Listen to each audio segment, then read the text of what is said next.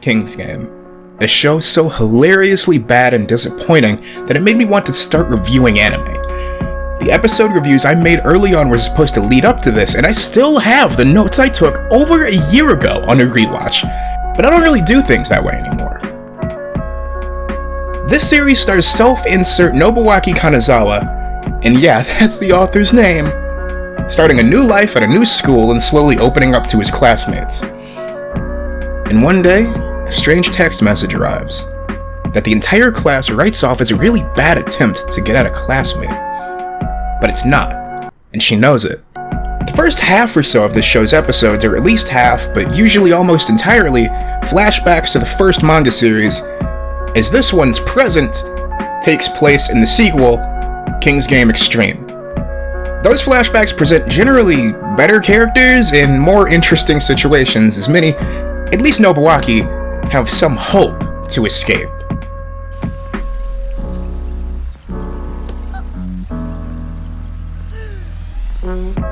Now, he still has that here to an annoying degree, but with actual opposition.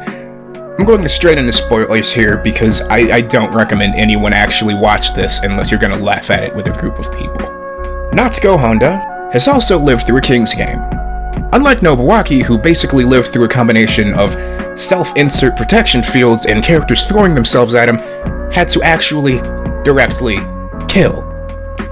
Nobody knew this about her though until a classmate found info on the old games, and for much of the show, the class will continue to simultaneously recognize her as a psychopath and never get rid of her or trust Nobuaki over her. Now, to the show's credit, there are a few more interesting characters in both the flashbacks and in the present, but we'll get to them. There was one interesting link in particular. The last person remaining with Nobuaki in his first King's Game was his girlfriend, Chiyomi Honda. Oh snap, that's Natsuko's sister, isn't it? Nobuaki makes a foolish attempt to capitalize on that with Natsuko, but she doesn't care? But I'm ahead of myself here. I really didn't want to talk about the story, but we kinda have to. As I've already said, demands are given through texts, and the class has 24 hours to obey. In both instances, nobody believes it's real at the beginning, but in the second game, Nobuaki's insistence that he and Natsuko have to kiss makes everyone think he's running it. That devolves quickly into the class thinking he murdered the classmates who ignored their orders on day 2. But it was pretty clear Nobuaki wasn't the killer. At least it should have been to them. My biggest issue with this show is the strange reactions. I mean, how could you think Nobuaki's the killer after watching this? How could you have thought that before, when he was running to one classmate's house? But after the guy kicking the crap out of him explodes into a puddle of blood, he gets to explain his first game. And so begins the flashbacks. The first orders given in the first game were not followed, and both students died. The next day, the orders were something that gives this series the reputation it has: sex. But she has a boyfriend, and man, he's mad. So mad that when he conveniently gets the power to give an order the next day, and those two are still alive, he gives that guy an order to kill himself. And Nobuaki and Naoya spend the rest of the night at his house to try and prevent him from killing himself. It didn't work. After that explanation, Natsuko tries to get Nobuaki to help her out of the order, again, sexual. When he doesn't do anything, that's when the mask slips. He pulls her aside to try to talk to her, but she refuses to cooperate and accuses him of assaulting her. Of course, everyone came to her rescue, and he got a second beating of the night, despite the fact that the mask slipped so far that they already don't trust her when she tries to kill him through the king. それに直接手を下すわけじゃない。メールを送るだけ。危険だ。殺してみなさい。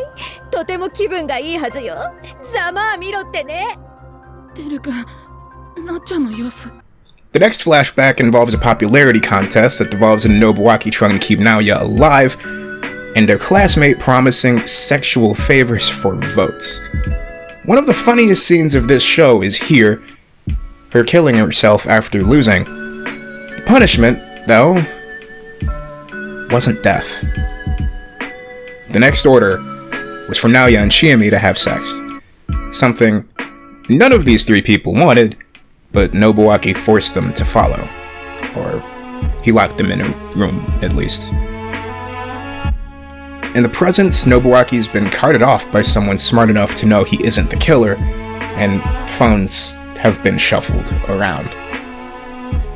After that, we're introduced to Ria, and most of what we'll know about the King's Game will be coming from her, but she's also a bit strange. Someone gave themselves an order to touch the king, and touched everyone in class, but ended up freaked out when it came to Ria. She isn't the king, but of course, none of them are. She's punished with blindness and kills herself. After that, more information from a different classmate. Every time someone dies, they're sent one character. These supposedly persist through each game, and both Nobuaki and Natsuko pick up on this. Natsuko, having plot armor, has the upper hand in every way, though. That classmate also did find something else, though. Another game in Yoneki Village. And if you have any interest in that, King's Game Origin exists. I think Crunchyroll has had that manga since before this show was even announced, but I have never read it. From what I'm told, it's basically the same story a third time, but better written and without cell phones, because it's in the past. The next flashback is the second to last. Around 6 or 7 or so classmates die, and we learn that the King's Game is a virus. Both biological and technological, and from that discovery and trying to hack the game, Ria fails too. I glossed over a lot, but just know that this leaves only Nobuaki and Chiyomi alive out of that entire class. We won't see the end of that for a while, though. Nobuaki arrives at Yoneki Village with his saviors Kenta and Mizuki, where he finds a house with a Honda nameplate and pictures of Natsuko and Chiyomi, and their father's body. Yeah, you probably put that together way faster than Nobuaki did, dear viewer, given that he's known both of them for quite a while now. But remember how he came to that village with 2 people? He's leaving alone. Remember when those phones got shuffled around? For messages you send to other people in the King's Game to count, they have to come from your own phone. Because it's the phone that matters, not you. Mizuki had to send messages to people, and Kenta had to protect her for the entire game. Now that Mizuki is doomed, so is he. Natsuko is being Natsuko, and intentionally set up an obedience confirmed message so that they wouldn't realize that it wasn't for them until it was too late. That night, Nobuaki gets called out to another classmate's house, Riona. She's been researching the game and was the first to discover that Natsuko's been in one before. She also name drops Ria, which causes a bit of a Martha effect. Why did you say that name? She has all the characters Natsuko had collected. Natsuko appears, and well, I already talked about this conversation. The rest of this episode is one of the better scenes. A game where the characters have to break their own fingers and to attempt to kill each other or save themselves, but it all comes crashing down when it continues into the next episode, because to save herself, Natsuko breaks her friend Aimi's fingers and explains how people are much more susceptible when they're at their breaking point. And she's yelling this. Aimi should be able to hear her explain how she's tricking her. But she saves Natsuko anyway. Then more death happens, and then the run. They have to get to, oh god, that's a name right there. Nuegakubi. Oh god, that took so many tries, I'm actually gonna leave some of that in. In 8 hours, the person furthest away gets punished. The run claimed many, including Aimi, who still didn't realize that she did some dumb shit. The most important part was when Nobuaki was talking to Riona. We learn what happened at the end of his game. As far as the king is concerned, Nobuaki killed Chiyomi, and he gets an obedience confirmed. He screams out that he didn't obey, and this is where the manga differed. Originally, it just didn't care and he got to wish it all away. Here, though, it accepts his rejection and gives him two options: continue the game or be punished. This series is happening, so you know which one he picked. The end is basically Natsuko directly killing everyone until the characters are brought up again. They put them all together to find the terrible, horrifying truth. As long as even one person who has ever been in a game lives, it will continue. They all have to die. Natsuko will intercept this and tries to kill Nobuaki. Then Ryono picks up a chainsaw from... well, that's... I skipped over that, don't worry about it. And kills her, or so she thinks. They start some romantic, sad conversation, and Natsuko gets up and slices his throat. Then Ryono walks off into the ocean with his body. Natsuko's dead, by the way.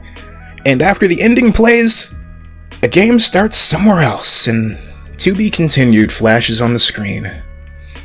But there's no continuation. There's no season 2. There's no next manga.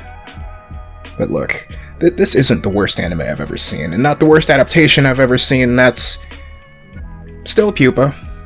Both of those, still Pupa. Also the worst horror anime I've ever seen. And I wrote the intro to this, and I'll leave it unchanged. Before I actually finished rewatching this show, there's really a huge difference in watching shows weekly and binge watching that there should be a closer look into it, but a lot of this series was just boring. The entirety of the run to... oh lord. Nuegakubi, got it, at the end felt pointless. Like, author Nobuaki just needed to call students. That became a lot clearer once he just turned Natsuko into a straight-up murderer, and oh god, I ran out of script. I didn't write an ending. We're just gonna keep going. The first season did this too. Or, season. The first manga series did this too, at the end, and it's just... maybe you put in too many characters to begin with. Like, you couldn't handle it. So many of these characters were never relevant for more than a couple minutes. And did they need to be here? I mean, you just killed a ton of them at the end of both of them, and it shows so clearly in both versions of this that are presented in one show. There's this massive culling of students, and I'm getting repetitive. I'm going to end it now. Goodbye.